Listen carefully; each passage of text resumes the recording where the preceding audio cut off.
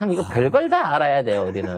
자, 또 하나의 충격적인 거, 그동안 예측은 했지만 확인되지 않았던 김건희 비선 실세의 어떤 그 본질을 보여줄 수 있는 비화폰 수불. 이게 김건희한테 비화폰이 갔었다라고 하는 거죠. 문제는 요게 언제부터 언제까지 몇 대가 갔는지에 대한 거는 아직 정확하게 나오지 않았다는 겁니다. 자, 경찰이 지난해 3월부터 12.3 내란 이후까지의 비화폰 서버 기록을 복구를 했습니다. 그런데 김건희가 비화폰을 여러 차례 사용하면서 정부 고위 관계자들과 통화한 사실이 드러났다고 하는데요.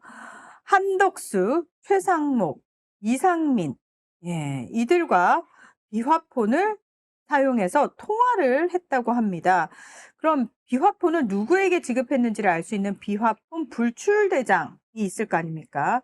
그걸 봤더니 여기에 김건희가 있었다라는 겁니다.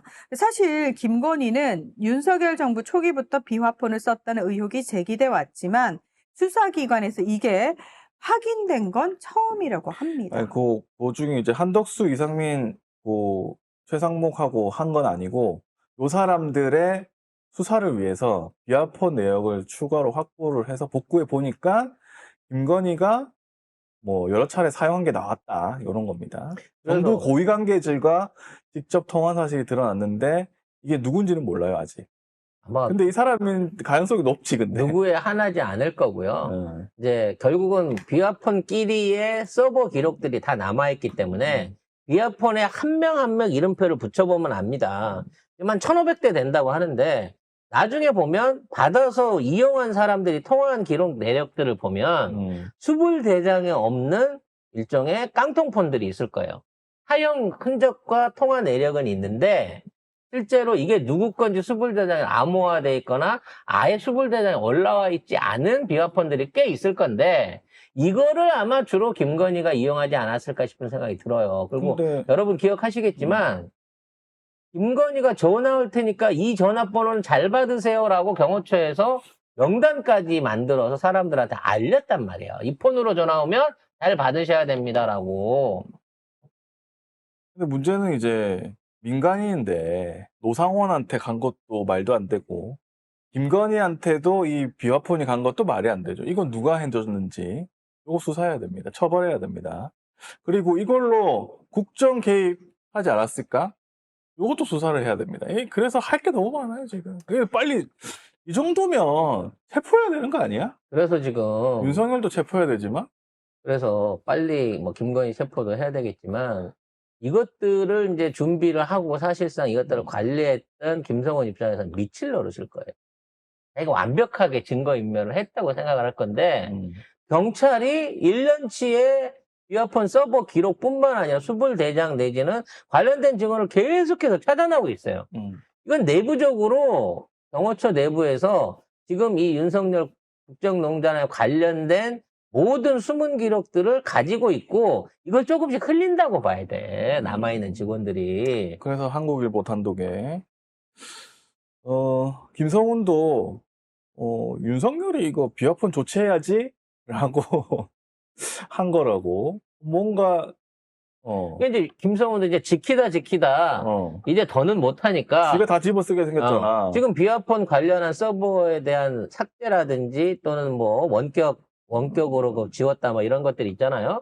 이런 거에 대한 법적인 어떤 책임이 커질 것 같으니까 벌써부터 이제 김성훈 입장에서도 이제는 더 이상 못 지키겠다라는 마음에 윤석열이 시킨 것 같은데 요렇게 나 그 비슷한 얘기를 들은 것 같은데 라고 얘기를 하는 거겠죠. 이제 와서 네. 자, 12월 7일 윤석열로부터 김성훈이가 2차례 연락을 받았다고 합니다.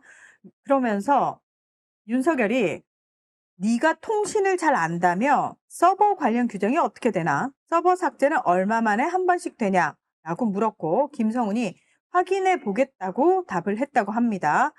그리고 또다시 전화를 했다고 그래요. 그러면서 수사받는 사람들 비화폰을 그렇게 놔둬도 되는 건가? 조치해야지.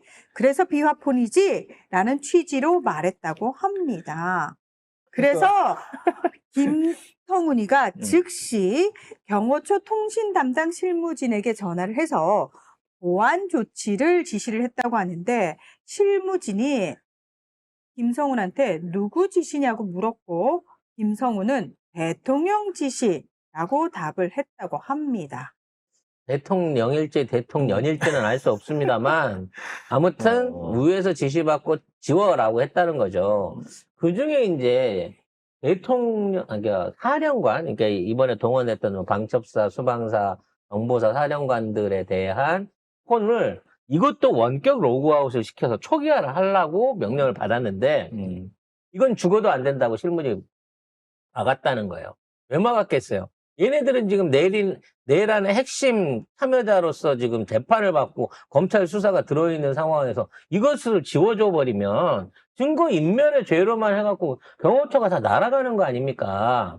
그러니까 뭐 경찰서장이나 국정원 차장 정도는 아직 구체적으로 검찰 수사를 받고 있는 단계나 이런 게 아니었기 때문에 지웠지만 핵심 요직에 대한 것들은 안 지웠다는 거 아니에요. 그러면 앞으로도 밝혀질 수 있는 게 훨씬 더 많다는 얘기입니다. 내란 관련해 갖고는. 그래서 내일 지나고 나서 바로 특검이 시작이 될 겁니다. 아이고, 할 거 네, 많다. 4일 날부터 아마 특검 관련된 표결이 바로 시작될 거고요. 그렇게 되게 되면 정말 6월 한 달은 정신없이 바쁜 달이 될 겁니다. 이제 뭐 지금 답답하고 뭐 여러 가지 그 상황에 대한 말들이 많기는 합니다만 어찌됐거나 이재명 후보의 당선은 이제는 뒤집을 수 없는 어떤 단계로 마무리돼 가고 있는 것 같고요. 여러분들도 이제 이기느냐 지느냐의 문제보다는 마지막까지 최선을 다해서 얼마나 압도적인 승리를 거둘 수 있을 것인가에 대한 그러한 마지막 노력들을 좀 경주를 해주시면 좋겠습니다. 나는 사전투표했으니까 이제 할 일 없지 라고 생각하지 마시고 주변에 아직 투표를 안 하셨거나 또는 고민하고 계신 분들을 다만 한두 명이라도 더 끌어들여서 제대로 된 대한민국, 혁신 대한민국의 힘을 보탤 수 있게끔 그분들을 동참시키는 게 중요할 것 같아요. 제가 방송에서 늘 이직 분들한테 드리는 부러운 얘기가 좋겠다 이거야. 니들은 이직을 해도 대통령은 이재명이니까. 근데 이왕이면 어차피 이재명 대통령 이후에 그 수혜를 같이 받으면서 같은 국민으로 대접받고 살 거는 그냥 당신들의 천운이 좋아서 그런 거지만 최소한 지금 양심이 있는 사람이라고 하면 투표를 차마 이준석이나 김문수한테는 못 주겠다라고 하는 생각을 갖고 투표를 해야 되지 않을까라는 생각이 들어요. 네. 네, 요 사진, 요 영상이 오늘 요즘 유행하는 그 포옹 영상이죠. 네, 요즘은 AI가 이거 만들어주거든요. 원영공 이재명과 대선 후보 이재명이 포옹하는 장면입니다. 네, 요즘 AI로 저 서비스가 있더라고요. 네. 저 소년공은, 몇십 년 후에, 40년 후에 본인이 대통령의 위치에 오르게 될 걸 알고 있었을까요? 몰랐죠. 네. 그때는 몰랐을 겁니다.